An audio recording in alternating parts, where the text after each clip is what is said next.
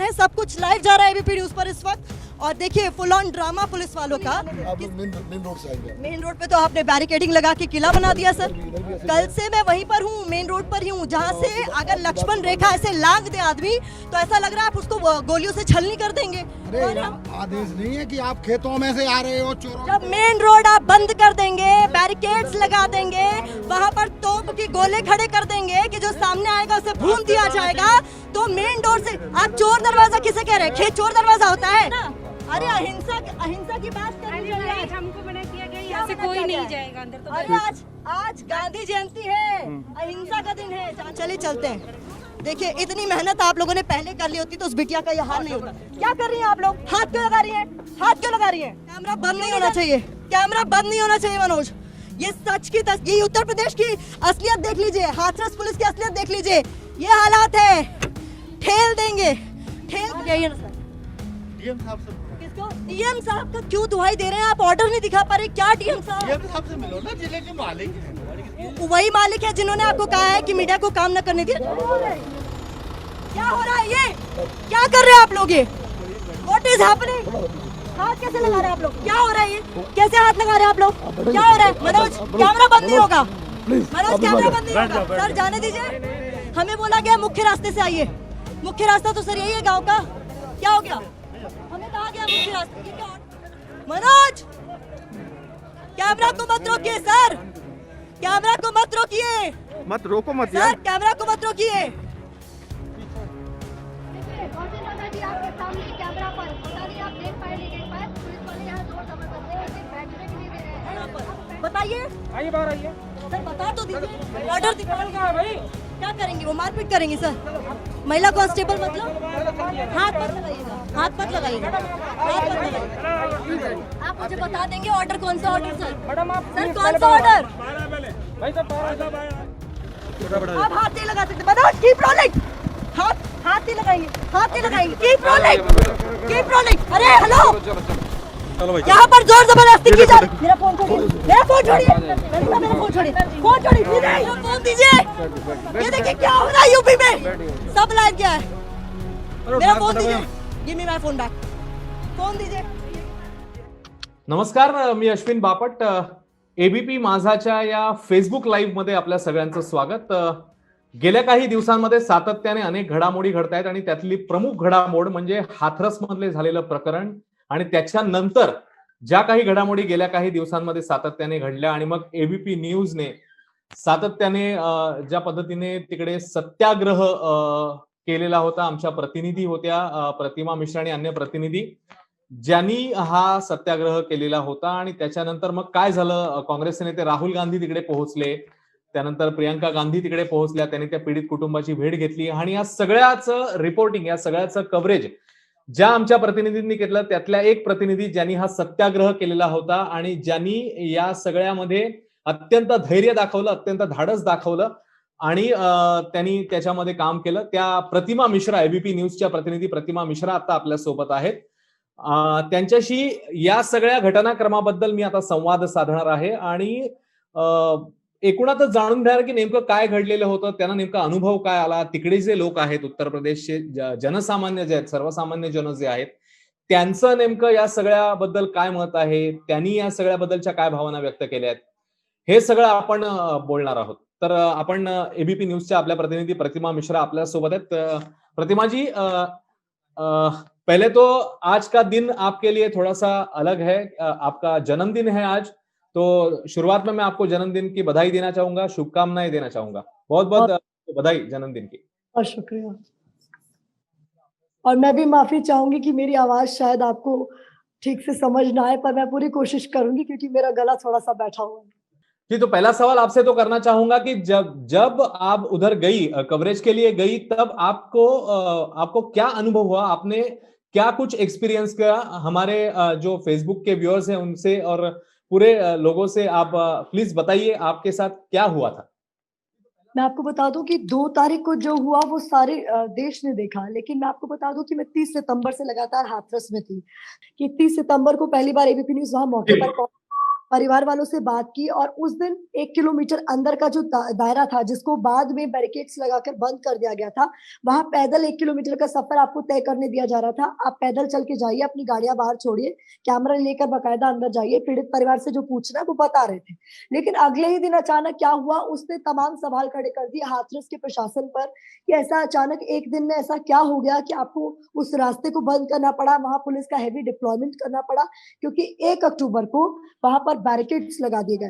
कहा यह भी जा रहा था, चूंकि राहुल गांधी की तरफ से फेसबुक और ट्विटर पर अनाउंस कर दिया गया था कि वो वहां जाएंगे, पीड़ित परिवार से मिलेंगे, तो शायद ये कोई पॉलिटिकल इवेंट बनकर ना रह जाए और कोई पॉलिटिकल का फायदा ना उठा सके। इसलिए वहां पर जिला प्रशासन ने ये आदेश लगा दिया कि भाई पॉलिटिकल पार्टीज की एंट्री नहीं है, और धारा 144 भी वहां पर लगा दी गई। तो ये तो समझ पार्टी वहां ना जाए, लेकिन मीडिया जो कि लोकतंत्र का चौथा स्तंभ है, जिसका काम है सच्चाई देश और दुनिया के सामने लेकर आना, जब उसकी एंट्री को वहां रोका जाने लगा तो थोड़ा सा मुझे भी कंफ्यूजन लगा।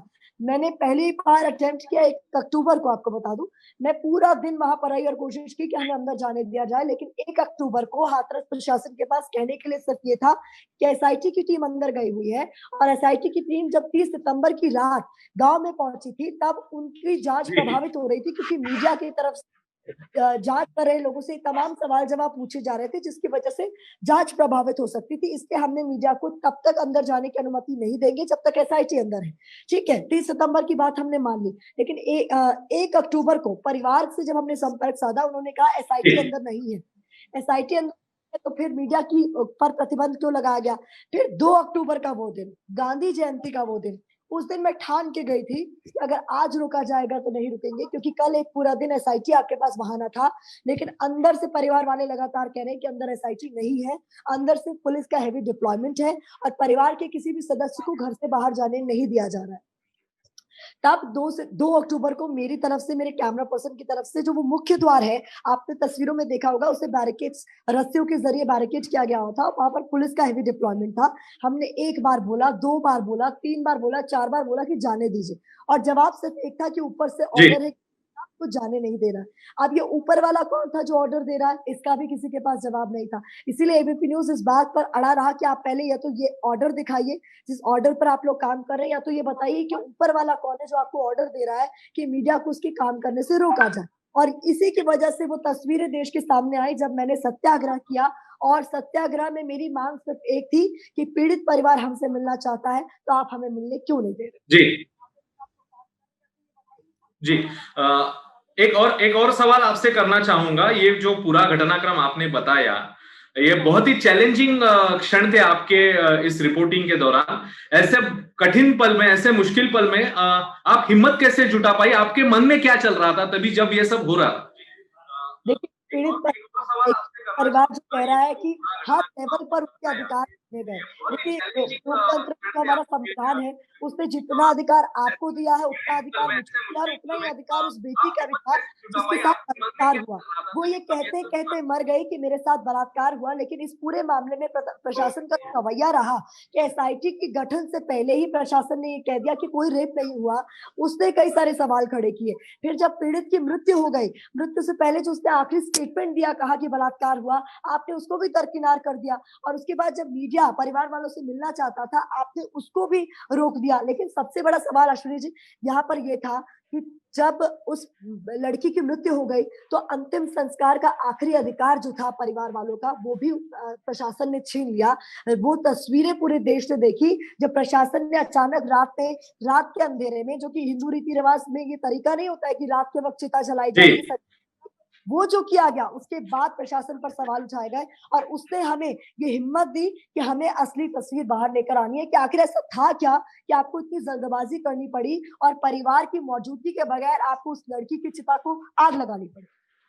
जी जी, इस पूरे घटनाक्रम में आपने जैसे जहां से शुरू किया और कल का पूरा दिन जहां राहुल गांधी जी और प्रियंका गांधी जी भी उन परिवारजनों से मिले, आपकी भी बहुत सारी लोगों से बात हुई होगी, काफी सारे लोग आपको मिले होंगे रास्ते में। आम आदमी उधर के जो है, उनकी क्या भावना है इस पूरे घटनाक्रम को देखकर, इस घटना को देखकर? आप यकीन नहीं मानेंगे, मैंने इससे पहले ऐसे बहुत सारे इवेंट्स कवर किए। मैंने जैसा कि बताया कि पत्रकारिता की शुरुआत तो निर्भया गैंगरेप के बारे में बताने से हुई, और वो एक ऐसा गैंगरेप था जो कि केस स्टडी बन गया। विदेश में भी उसके बारे में बात होने लगी कि इस तरीके का rarest of rare case India में सामने आया, तमाम तरह के आर्टिकल्स छपे, देश की बहुत ज्यादा बेइज्जती हुई और उस पर भी हमने रिपोर्ट किया। लेकिन यहाँ मीडिया को रोका जाना, पीड़ित परिवार का कहना कि हम पर प्रेशर बनाया जा रहा है और उस पर एबीपी न्यूज का जो सत्याग्रह था, जो लड़ाई थी और उसमें जिस तरीके का सपोर्ट हमें मिला, मैंने एक्सपेक्ट नहीं किया था। मैं आपको सच बता रही हूँ, मेरा जी। फोन लगातार 24 घंटे कनेक्टेड था, मैं लाइव पर थी और लगातार कॉल वेटिंग थे। और कॉल वेटिंग जब मैं नहीं अटेंड कर सकती थी, मैंने मैसेजेस देखे, हजारों मैसेजेस किए थे कि आपकी कोशिश में हम आपके साथ हैं, आप अंदर जाइए, आप अंदर जाइए, क्योंकि हम चाहते हैं कि वो तस्वीर बाहर आए। और जब 27 घंटे तक हम वहां टिके रहे, 27 घंटे बाद जब हमारा सत्याग्रह खत्म हुआ, सत्यमेव जयते हुआ, तो आप यकीन मानिए कि जब उस मुहिम के बाद हम गांव से बाहर आ रहे थे, क्योंकि हमें पता था कि गाड़ी बाहर खड़ी है, फोन भी चार्ज करना था, आपको कुछ खाना भी था, आपने उस मुकाम तक पहुंचना था, हम पहुंच गए, परिवार वालों की आवाज देश दुनिया के सामने ले आए, तो तालियां बज रही थी, तालियां बज रही थी, लोग खड़े होकर सेल्फी ले रहे थे। मैंने बोला देखिए, इसमें मैं हीरो नहीं हूँ, इसमें आप लोग, क्योंकि अगर आपने हमारा सपोर्ट नहीं किया होता तो जो मुहिम हमने छेड़ी #एबीपी को मत रोको, वो रंग नहीं लाती, कभी नहीं लाती। और ये जो सपोर्ट हमें मिला है, यही हमारी ताकत बनी इस दौरान, यही मेरा हौसला था। जी, एक और चीज आपसे जानना चाहेंगे कि जब भी प्रियंका जी और राहुल जी उन परिवारजनों से मिले, आपकी भी और हमारी एबीपी की पूरी टीम की भी उन परिवारजनों से बात हुई थी, तो उनसे आपने जब भी बातचीत की, आपको क्या बताया उन्होंने और क्या उनकी भावनाएं थी? क्योंकि इतना बहुत कठिन पल उनके पूरे लाइफ में उन्होंने देखा होगा, मेरे ख्याल से आज बहुत टफेस्ट था, ये बहुत मुश्किल वक्त था, लेकिन उन परिवारजनों ने अपने मन में जो बात थी वो क्या आपको बताई, क्या बताया आपको? मैं आपको बताऊं कि प्रियंका की नहीं है, उनकी तरफ से पहला प्रयास परिवार वालों से मिलने के लिए 1 अक्टूबर किया गया था, जब उन्हें दिल्ली वापस किया। दूसरा प्रयास उनका सफल रहा कि वो पहुंच गए परिवार वालों के पास, लेकिन इस दौरान कई सारे राजनीतिक दल वहां मौके पर कोशिश यही कर रहे थे कि अंदर चले जाएं और सवाल यही कर रहे थे, हर एक को रोका गया। हमने सवाल सिर्फ इतना पूछा कि जो मलहम लगाना चाहता है आप उसको रोक रहे हैं, लेकिन जिन पर परिवार वाले आरोप लगा रहे हैं कि जिन्होंने दर्द बढ़ाया, जख्म पर नमक छिड़का, यानी हाथरस का प्रशासन, वहां की पुलिस, जिन्होंने अंतिम संस्कार तक परिवार वालों को नहीं करने दिया गया, वो उसी आंगन में मौजूद हैं और परिवार वाले उन्हीं से आजादी चाहते हैं और एबीपी न्यूज वहीं पहुंचना चाहता है, तो आप रोक रहे हैं और इसीलिए हमें वो सपोर्ट मिला। मैं आपको बता दूं कि राहुल गांधी के आने से पहले जब मैंने पीड़िता की भाभी से बात की, तो मैंने उनसे पूछा कि अभी राहुल गांधी कुछ देर बाद पहुंचने वाले हैं, उनके चेहरे पर वो दर्द, मैं चेहरा नहीं दिखा सकते क्योंकि एबीपी न्यूज एक बहुत जिम्मेदार चैनल, हमें पता है पीड़ित परिवार की दिखा सकते हैं, वो ऑलरेडी पीड़ित है। तो हमने उनसे पूछा तो उन्होंने कहा जो मिलना चाहता है हम तहे दिल से स्वागत करते हैं। राज्य के मुख्यमंत्री आए, प्रधानमंत्री आए, चाहे कोई विपक्ष का बड़ा नेता है, हम सबसे मिलेंगे, हम सबसे मिलेंगे और जिसको जो कहना है सुनेंगे। लेकिन एक ही अपील है हमारी कि जो भी आ रहा है वो इस लड़ाई में हमारा साथ दे और हमें इंसाफ दिला दे। बस कोई भी आ सकता है, खुले दिल से स्वागत करे, लेकिन इंसाफ चाहिए। जी जी, एक और सवाल आपसे करना चाहेंगे कि ऐसी घटना में जब भी आप ऐसे न्यूज का रिपोर्टिंग कर रहे हो जो कि इमोशन, उसमें बहुत इमोशंस है, क्योंकि पहले हम लोग इंसान है और बाद में पत्रकार है, तो वो चीज आपसे पूछना चाहूंगा कि ऐसे जब भी घटनाएं होती है और उसका अगर आप रिपोर्टिंग कर रहे हो, अपने में से इंसान, अपना आम इंसान को अलग रख के, जर्नलिस्ट को अलग रख के कैसे, मतलब कैसे बैलेंस करते हो यार? बहुत मुश्किल काम है, सच बताऊं बहुत मुश्किल काम है। और यहाँ मैं इंसान की नहीं, मैं बात करूंगी कि मैं एक महिला हूँ। मेरे लिए ये बहुत मुश्किल हुआ जब मैंने निर्भया के बारे में रिपोर्ट किया था। ये अनबिलीवेबल था कि मैं एक लड़की थी और मुझे बताना पड़ रहा था निर्भया के साथ क्या क्या हुआ, तो किस किस जगह पर चोट पहुंचाई गई, कहाँ कहाँ उसे नोचा गया। बहुत शर्मनाक होता है, बहुत दुख होता है, कई बार बोलते बोलते जो है वो आवाज कांपने लगती है। लेकिन निर्भया के बाद मैंने देखा कि स्थिति नहीं बदल रही है। तो पहले जो दुख था, जहां रोना आता था, अब वहां गुस्सा आता है। 8 साल हो गए अश्विनी जी, कुछ नहीं बदला। मैंने 8 साल पहले भी रेप के बारे में रिपोर्ट किया, 8 साल बाद भी रिपोर्ट कर रही हूँ, तस्वीर नहीं बदली। हम सीमाएं बदल रही हैं, मतलब राज्य बदल जाएंगे, दिल्ली से हम उत्तर प्रदेश आ जाएंगे, उत्तर प्रदेश से हम मध्य प्रदेश चले जाएंगे, वहां से राजस्थान चले जाएंगे, सीमाएं बदलती जाएंगी। लेकिन जो लोग सीमाएं लांघ रहे हैं, बेटियों की आबरू से छेड़छाड़ कर रहे हैं, उन पर कोई लगाम नहीं लगा पा रहा। सबसे ज्यादा शर्मनाक तो ये है कि जब हम इस तरीके के मामले को रिपोर्ट कर रहे हैं, कुछ लोग सवाल उठाते हैं कि आप लोग राजस्थान क्यों नहीं जाते, आप लोग मध्य प्रदेश क्यों नहीं जाते, आप लोग कहीं और क्यों नहीं जाते। मैं आपको बता दूं, हम हर जगह गए हैं। जब दिल्ली में भी रिपोर्टिंग की गई थी तो इसी तरीके से की, इसी तरीके के सवाल उठाए गए थे और दिल्ली पुलिस को बख्शा नहीं गया था। ये तमाम सवाल दिल्ली पुलिस से भी पूछे गए थे कि आप क्या कर रहे थे, आप सो रहे थे क्या जब निर्भया के साथ ये सब हो रहा था। और हाथरस पुलिस से भी वही सारे सवाल पूछे गए। मुश्किल होता है अपने इमोशंस को साइड में रखना, लेकिन ये आपका काम है। अगर आप इमोशंस पे बह जाएंगे तो आप वो सब कुछ नहीं कह पाएंगे जो आप कहना चाहते हैं, उस परिवार का दर्द सामने नहीं ला पाएंगे जो इस पूरे मामले में एक्चुअली में पीड़ित है। तो मुश्किल होता है, लेकिन आपको करना होता है, आपकी जिम्मेदारी। जी, अभी थोड़ा सा आपके बारे में जानना चाहेंगे, क्योंकि 2-3 दिनों से जो काम आपने किया है, जैसे हम लोग मराठी में बोलते हैं पत्रकारितेची प्रतिमा उंचावली, मतलब आपने एक अलग ऊंचाई आपने हासिल की है जो आपने 2-3 दिनों में किया है। आप कहाँ से सीखी है जर्नलिज्म, आपने कहाँ से किया है, आप कहाँ से आती है, और आपके बारे में थोड़ा सा बताइए। मैं आपको बताऊंगी तो आपको हंसी आएगी, क्योंकि मैं किसी एक जगह से अपने आप को बता नहीं सकती। हाँ। मुझे हिंदुस्तान की बेटी इसलिए कहा जाता है क्योंकि मैं अपने पिता की तरफ से इलाहाबाद से हूँ, लेकिन मैं अपनी माँ की तरफ से मुंबई से हूँ। मतलब अच्छा। मेरा जन्म कल्याण का है, मेरा अच्छा। ननिहाल महाराष्ट्र। तो कल्याण मेरा ननिहाल है, इलाहाबाद मेरा नेटिव प्लेस है। अमृतसर में 6th स्टैंडर्ड तक की पढ़ाई पंजाब के अमृतसर में मेरी हुई है, जी। और की बाकी पढ़ाई मेरी दिल्ली और नोएडा में हुई है। जर्नलिज्म मैंने दिल्ली यूनिवर्सिटी से किया है, और मेरे करियर की शुरुआत से अब तक मैं एबीपी न्यूज जैसे प्रतिष्ठित संस्थान के साथ जुड़ी हुई, यानी मेरे करियर की शुरुआत भी एबीपी न्यूज के साथ ही हुई। जी जी, तो मतलब मुंबई महाराष्ट्र से आपका नाता है, ऐसा बोल सकते हैं? बिल्कुल कह सकते हैं, मुझे बहुत प्राउड फील होता है। अच्छा अच्छा, आप मतलब रिपोर्टिंग में आप कब से हैं, और ये जो घटना तो आपने बताई और जो कुछ हुआ सबने देखा, लेकिन आपके जर्नलिज्म के करियर में ऐसे और 1-2 इंसिडेंट आप अगर बताना चाहोगी तो वो कौन से रहेंगे? देखिए, निर्भया के साथ शुरुआत हुई, मैंने आपको बताया। जी। इस तरीके सारे रेप केसेस हमने कवर किया। उत्तर प्रदेश में रेप केस था, जहाँ हाईवे पर जाकर एक परिवार वालों की गाड़ी को पहले हाईजैक किया गया और गाड़ी में मौजूद 3 महिलाओं को खींचकर रेप किया गया। वो मामला, उस पे भी सब कुछ जाकर रख दिया था। वहां भी मामले में स्पॉट पर सबसे पहले मैं पहुंची थी। आपको बता दूं कि बहुत कम लोग जानते होंगे, लेकिन मुझे रामनाथ गोविंद का अवार्ड मिला हुआ है 2017 में मेरे उस रिपोर्टिंग के लिए, जहां गुजरात में मैं मौजूद थी। और मैंने ये जो स्टोरी की थी, जिसके लिए मुझे ये प्रतिष्ठित सम्मान मिला था, वो ये थी कि गुजरात का एक बेचर गाँव है, जहाँ दलित कम्युनिटी को, जो कि कुछ गिने चुने ही लोग थे एक गांव में, उन्हें वहां मौजूद कुएं से पानी लेने की इजाजत नहीं थी। अगर उन्हें अपनी प्यास मिटानी होती थी तो जो गांव के बाकी लोग हैं, जो उच्च जाति के लोग हैं, उनके पास जाकर कहना होता था कि कुएं से पानी लाकर दे दीजिए। ये बेहद शर्मनाक घटना थी, जिसने मुझे झकझोर कर रख दिया था। इस कहानी को मैं देश के सामने लेकर आई, हर किसी ने तारीफ की, और इसके लिए मुझे प्रतिष्ठित रामनाथ गोयनका से सम्मानित किया गया। ऐसी बहुत सारी कहानियां बताते थक जाऊंगी, लेकिन दुख होता है जब रेप को कवर करना होता है, रेप के बारे में बात करनी होती है। और दुख सबसे ज्यादा तब होता है जब रेप के मामले में इंसाफ में सालों साल लग जाते हैं। जी जी, अभी आपसे जानना चाहूंगा कि अगर ऐसी घटनाओं को हमें रोक लगाना है तो क्या करना जरूरी है, कैसे अलर्ट रहना चाहिए महिलाओं ने, आप क्या बताएंगे? मुझे लगता है महिलाएं हमेशा से अलर्ट होती हैं।